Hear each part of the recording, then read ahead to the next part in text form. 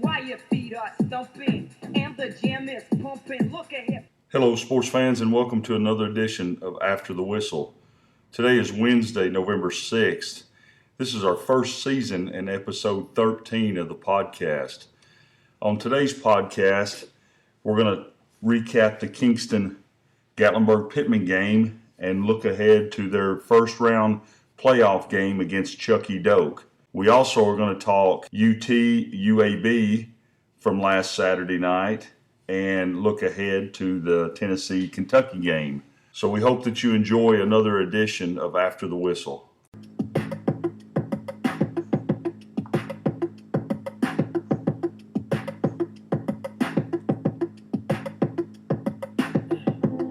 I'm trying to put you in the worst mood. P1 cleaner than your church shoes. Only point two just to hurt you. Welcome to After the Whistle. Now I'd like to recap the games from last Friday night in high school action. Alcoa defeated Dobyns-Bennett 21-6. Alcoa finishes the regular season 9-1 and number one seed in the playoffs. Austin East defeated Northview Academy 44-0. Austin East is your 2 seed. They finished the season 7-3. It was Meigs County defeated Wartburg big 63-6. It was Greenback all over Oakdale 66-0. Oliver Springs defeated Midway 34-7. It was Scott County over Pigeon Forge 16-7. Rockwood defeated Cumberland Gap 35-7.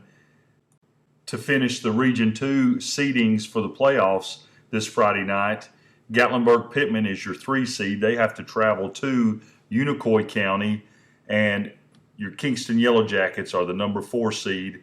They travel to Chucky Doak. Okay, we're joined by senior wide receiver number 21, Luke Borum. Luke, man, thanks for being on the podcast. Thanks for having me. Hey, man, great game last weekend against GP.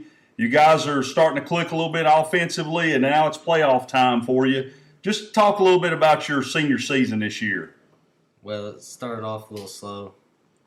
I didn't get the ball very much until a few weeks in, and then as the season went on from there, I started getting in more. You started calling your number and making some plays. Yeah, that was good. And then finally, last game of the season kind of went off. Hey, and that's putting it mildly. You're a nice dude, man. Just talk about that. 4 catches, over 100 yards, 2 touchdowns. You had to be excited for yourself on that. Oh, yeah. Okay, Brad, you got a couple things for Luke? Yeah, Luke, earlier in the season, the passing game wasn't clicking too good. But these last several weeks, it seems like the chemistry is getting better and better. You and Isaac Cox been getting more balls coming your way. Talk about, why that is, why it's come along lately. I think it's just because we've made some plays later in the season, and I guess they thought it'd be a good idea to go toward us more. Just got more confidence in you and the other receivers, I guess. Yeah. Luke, you're a senior this year. I know it's hard to believe. I can remember when you and Brady were playing little KOC basketball, so it's hard to believe you're already a senior. But talk about being a senior and going through the playoffs the last time and how excited you and the rest of the seniors are for that. It's exciting because I think we can actually make a run. Because if we make it to the second round, we can actually beat Austin East. Oh, I totally agree with that. I'd be excited if you could get through that game, at least make it the third round and get a chance at Alcoa again. And we all hate Alcoa around here. Absolutely. Absolutely. Huff, you got a couple questions? Yeah. Luke, Friday night, big game for you. Congratulations on that. Thank you. Going into the playoffs this week against Chucky Doak. Number 1 seed in that region, but, our region's had some luck going on the road, playing that region in the past, so let's hope Kingston can do it Friday night. But looking at Chucky Doak, what are the keys Friday night for Kingston to go on the road to get a win? I think we just have to dominate up front, because if they can pass protect, I think it'll help us. We'll score more if we can throw the ball. All right, sounds good. Well, we're looking forward to Friday night, going up there and coming back with the W. Good luck. Thank you. Luke, man, thanks for being on the podcast. We appreciate you. Man, good luck to you Friday night, and take care of business. We're going to put a little pressure on you. I'm calling the over and under about 150 yards receiving. I mean, that ain't a whole lot. You about made it last week, so hope you can get there this week. One other thing I want to ask you, though, somebody tells me, or I heard through my sources that you're a tank in the weight room. What's this all about? Well, I got 275 on bench a couple weeks ago, so. That's pretty impressive, man. But that's pretty close to my weight too, so I appreciate that. But man, good luck to you. Thanks for being on the podcast, and we appreciate you. Thank you. Let's go. Yeah. For those of you that want to know what we're all about. It's like this, yo. All right, welcome back to After the Whistle. I'm your co-host, Jody Meduski, alongside Brad Luttrell, Jeff Huffman. Guys, let's recap the Kingston GP game from last Friday night. Kingston played well for the most part. They come up a little short, Brad. Like you said, we said earlier, game really didn't mean a whole lot. Trying to make sure everybody gets through that game healthy, and now it's playoff time. Yeah, Jody, like we talked about, that game really didn't hurt us too much. A little bit in playoff seeding, but overall really didn't hurt us. So passing game got going a little bit, so that was encouraging. We did some good things on offense. Defense struggled a little bit, especially in the secondary. GP hit some passes on us, but hey, it gets playoff time now. It's time to look past that one and get ready for playoffs and Chucky Dope, Huff. Yeah, exactly. Like you guys said earlier, the only thing that game was for was third place. So losing it just dropped you to fourth place and put you playing the number one team in the other region. But we know how that region is, so really it kind of just set you up a better path. You stay away from Alcoa till at least week 3 if you're able to win a couple games. But yeah, Kingston played good first half. Second half, they just run out of gas, and GP was able to, score a couple touchdowns late and make the margin of victory a little bit more than what it really was. But so there's some encouraging signs, like you said, Brad. The passing game picked up a little bit. And, heck, I was happy to see special teams get a block punt. That's the first block punt I can think of in, a long time for the Jackets. So that was good to see. So let's see what happens Friday night against Chucky Dope. All right, and Huff, that's what we was going to talk about next anyway. It's a good way to lead us in on that. But we play Chucky Dope. They're the Black Knights. They're 6-4 on the season. They did go 5-0 in that region, but like I said earlier in the segment, that the teams up there are not very good, and we've had some pretty good success. Catholic beat Chucky Dope first game of the year 48-0, so that wasn't much work for Catholic at all. But Brad, looking at these games they played and scores down through here, man, and knowing what we know about Kingston, they probably don't have it. As long as they keep doing what they're doing, it should be a relatively easy game for them. Yeah, our special guest Luke Bourne was talking earlier. Said that Granger beat Chucky Doak and Scott beat Granger, so that should be an advantage for Kingston. So, guys, I just don't see any way Chucky Doak beats us, honestly.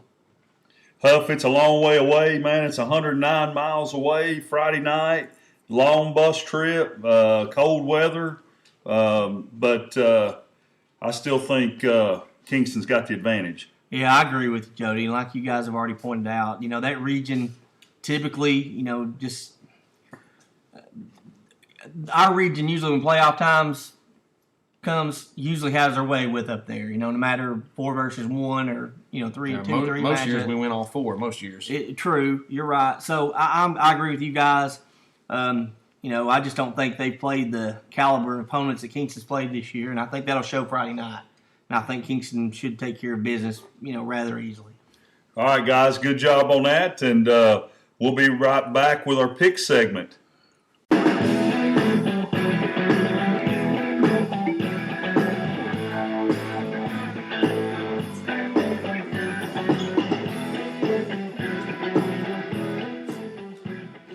Now it's time for our pick segment. We got our students athletes here again tonight. Will, good job on that. Thank you. Let's pick the Kingston Chucky Dope game this Friday night. What do you think?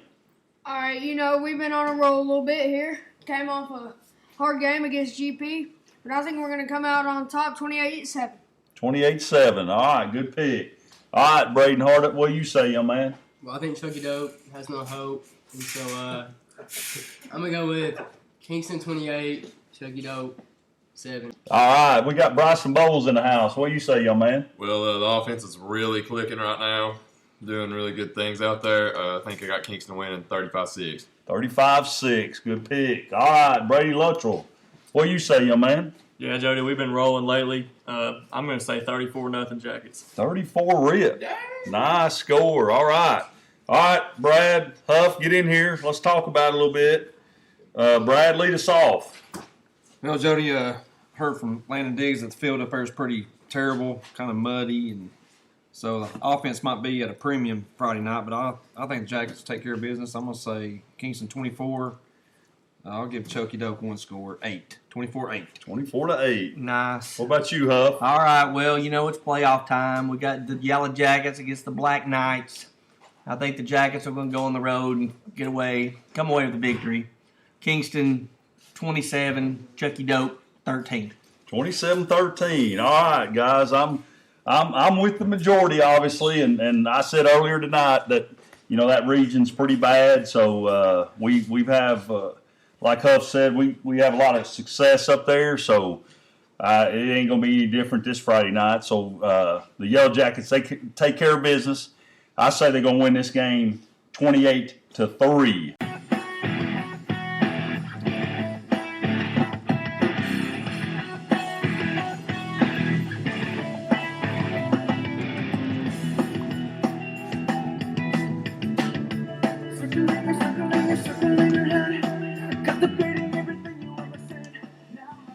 Welcome back to After the Whistle.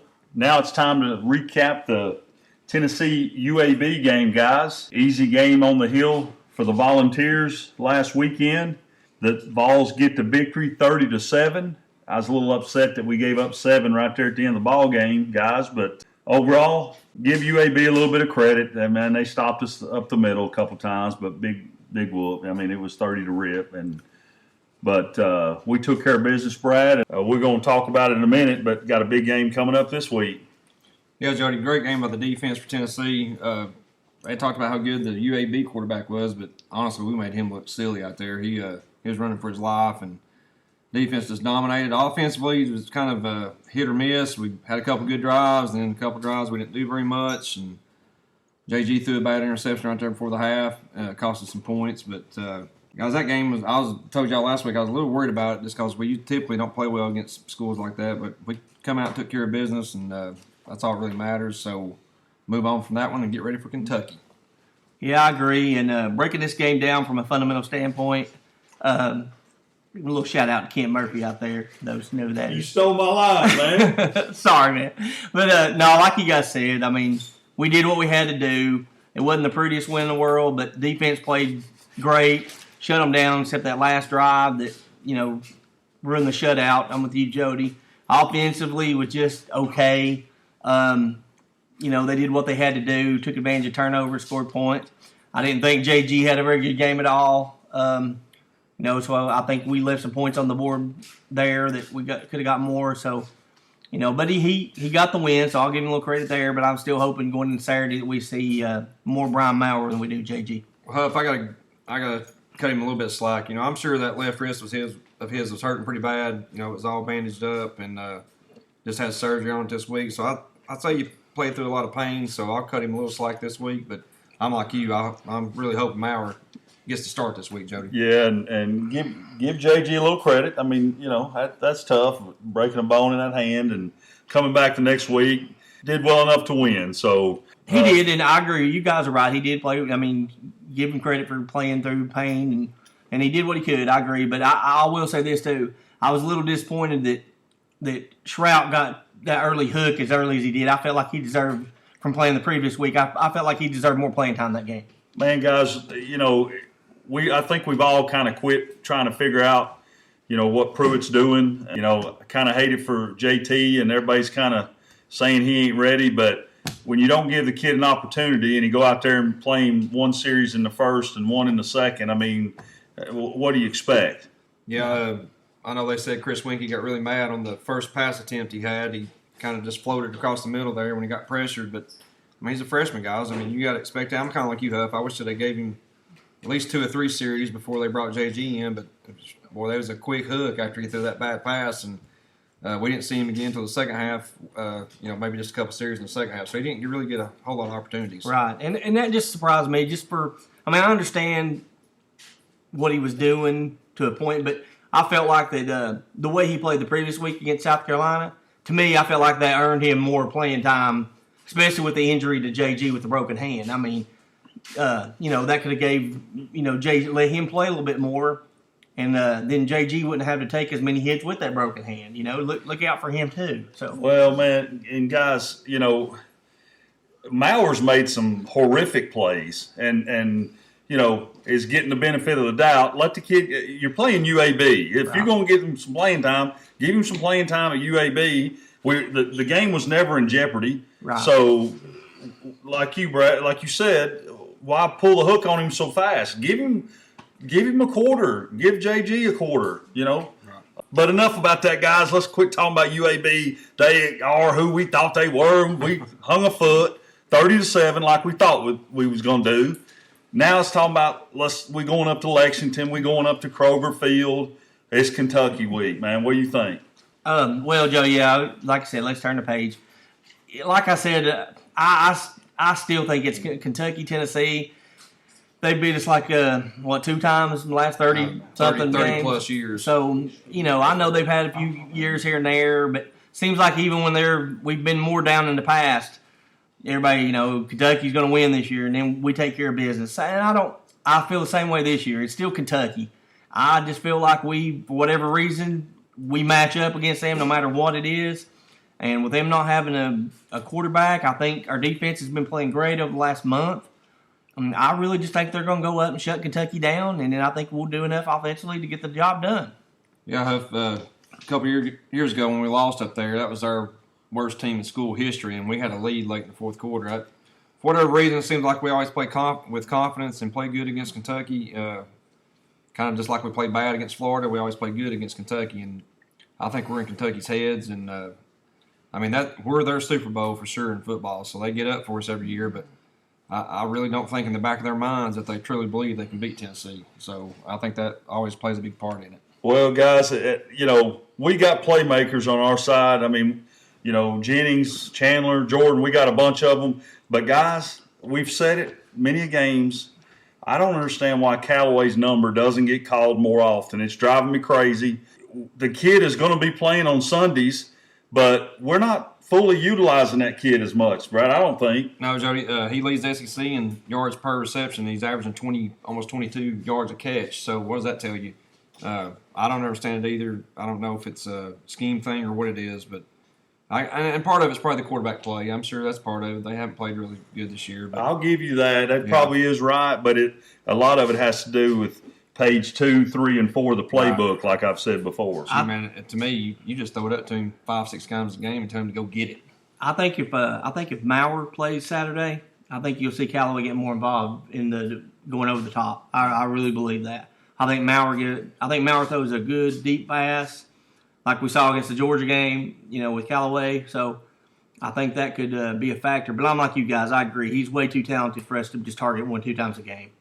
Well, one thing, guys, the offensive line is going to play better this week than they did against UAB. They've been coming along really good, but they took a step backwards in that UAB game, gave up some pressures. That one defensive tackle for UAB had 6 or 7 tackles and 2 or 3 tackles for loss. So if we step up in the offensive line this week, I think we'll take care of business. All right, guys. Hey, great takes, and we're going to see what happens Saturday night. It's a big game for Tennessee. It's going to be cold up there too, Jody, so that'll play into it. That'll play a big part into it, I think, and we're probably going to see a lot of smash mouth football. We'll see that. I think Tennessee's going to be up to the task. All right, guys, good job, and we'll be back with our pick segment. Holloway rolling out this way. Needs a block. Holloway looking. Holloway will run. Holloway at the 10. Holloway at the 5. Holloway dives. Back is Kelly. The score 22-17. The dive. Touchdown.